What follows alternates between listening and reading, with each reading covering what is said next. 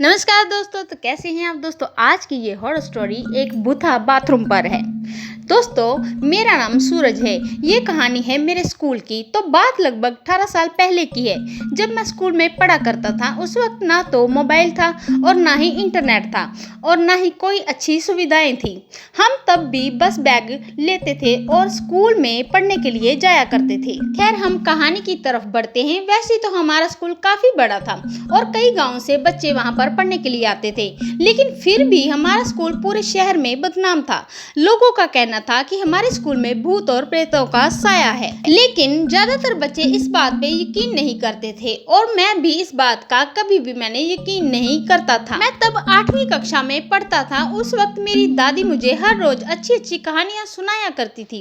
उन कहानियों में कई भूतों के किस्से भी थे, लेकिन मैं उसे बस मनोरंजन के लिए ही सुना करता था। एक दिन ऐसे ही दादी ने मुझे मेरे स्कूल की कहानी बताई थी। मेरी दादी ने बताया था कि जब अंग्रेज भारत पे राज करते थे, उस वक्त मेरे गांव के लोगों ने मिलकर क्रांति के बारे में सोचा था। उन्हें अंग्रेजों की गुलामी मंजूर नहीं थी, इसलिए उस वक्त आसपास के सभी गांव वालों ने मिलकर बागियों की मदद की थी। और दोस्तों बागी वो होता है जो अपने देश से गद्दारी कर बैठे। खैर अंग्रेजों के लिए वो बागी ही थे, लेकिन हम गांव वालों के लिए वह देश प्रेमी थे। हमारे गांव के लोग बागियों की मदद कर उन्हें खाना, पैसा और हथियार देके उन्हें मदद करते थे। वो कहते हैं ना कि ये बात ज्यादातर तक छुपी नहीं रह सकती थी, इसलिए हमारे ही गांव के किसी आदमी ने अंग्रेजों को ये बात बता दी। जैसे अंग्रेजों को ये बात पता चली, तब अंग्रेजों ने हमारे गांव के आधा से ज्यादा मर्दों को, बच्चों को और औरतों को एक ही जगह पर जिंदा जला दिया था।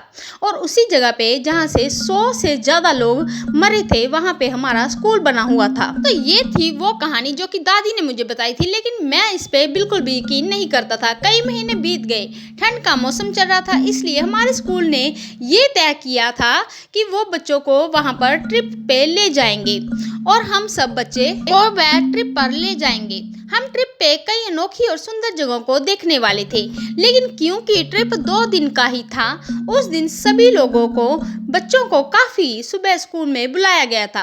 और सभी बच्चों में मैं तो काफी खुश था, क्योंकि हम ट्रिप पर जाने वाले थे। इसलिए मेरे पापा ने मुझे वहाँ पर छोड़ दिया स्कूल में, लेकिन तब मैं अकेला ही था वहाँ पे। लेकिन इसलिए पापा ने मेरे साथ वहाँ पे रुकने का सोचा। कुछ वक्त बाद मुझे जोर से पेशाब आया और मुझसे कंट्रोल नहीं हो पा रहा था, इसलिए मैं वहाँ पर स्कूल के बाथरूम में गया। मैं अकेला ही था और रात इतनी थी कि कुछ नहीं दिख रहा था वहाँ पे। अपने पापा के पास से टॉर्च लेके बाथरूम गया था। उस वक्त मेरे दिमाग में बस ट्रिप पर जाने का ही चल रहा था। तभी मुझे अचानक मेरे पीछे से किसी के भागने की आवाज आई। मैंने जब वहाँ पर देखा तो वहाँ पर कोई भी नहीं था। मैं अपना काम करके वहाँ पर हाथ धोने लगा। अभी अचानक मुझे शीशे में एक चेहरा दिखा। वो चेहरा बहुत ही जला हुआ था, बिल्कुल ऐसे कि जैसे वो परछाई मेरे पीछे ही खड़ी थी। वो परछाई शीशे में देखते ही मैंने जोरों से चिल्लाते हुए अपनी आंखें वहाँ पर बंद कर ली थी। कुछ वक्त बाद मैंने जब अपनी आंखें खोली तो वहाँ पर कोई भी नहीं था। मेरा दिल जोरों से धड़क रहा था और तभी मुझे दादी ने बताई हुई वो कहानी वहाँ पर मुझे याद आ गई। मैं डर के मारे टॉर्च लेके भागने लगा, लेकिन तभी मेरी टॉर्च अचानक वहाँ पर हो गई थी और मुझे आगे का वहाँ पर कुछ भी नहीं दिखाई दे रहा था। हर तरफ मुझे घना अंधेरा ही दिख रहा था। मैं उस वक्त अपने आसपास कई लोगों को महसूस कर पा रहा था। ऐसे लग रहा था कि जैसे मुझे कोई देख रहा हो, लेकिन मैं जैसे तैसे वहाँ पर डरते हुए अंधेरे में आगे बढ़ रहा था। सामने तो बिल्कुल भी नहीं देख पा रहा था, बस नीचे देखते हुए आगे बढ़ रहा था। तभी चलते हुए मैं आगे किसी से टकरा गया। मुझे अंधेरे में ज्यादा नहीं दिख रहा था, लेकिन मैं नीचे किसी के पाँव की परछाई देख सकता था। मैंने जैसे ही आगे देखा, तभी अचानक मेरी टॉर्च वहाँ पर चालू हो गई और मैं सीधे उसके चेहरे पर जा पड़ी। और मैं देख रहा था कि एक 24-25 साल की लड़की थी। उसका पूरा शरीर जला हुआ था, उसका मांस उसके चेहरे से लटक रहा था। उसे देखकर मानो मेरे शरीर में बिजली सी दौड़ गई। उस लड़की ने बोला कि क्या मैं मरने वाली हूँ? सुनकर तो मेरा दिमाग एकदम से सुन ही रह गया और मैं वहीं पर बेहोश हो गया। जब मेरी आंखें खुली तो पापा और मेरे सर मेरे सामने खड़े थे। वो दोनों ही चिंता में थे। पापा ने मुझसे बहुत पूछा कि क्या हुआ था, लेकिन उस वक्त मेरी जुबान से कुछ भी नहीं निकल पा रहा था। मैं उस वक्त बुखार पे तप रहा था। मेरी तबीयत को देखते हुए मेरे पापा ने मेरा ट्रिप पर जाना कैंसिल कर दिया था और उस वक्त के बाद मैं हमेशा उस स्कूल में शैतानी बाथरूम में जाने से अब भी डरता हूँ। जब जब भी उस स्कूल के शैतानी बाथरूम में मैं गया तब मुझे उसका चेहरा दिखता था।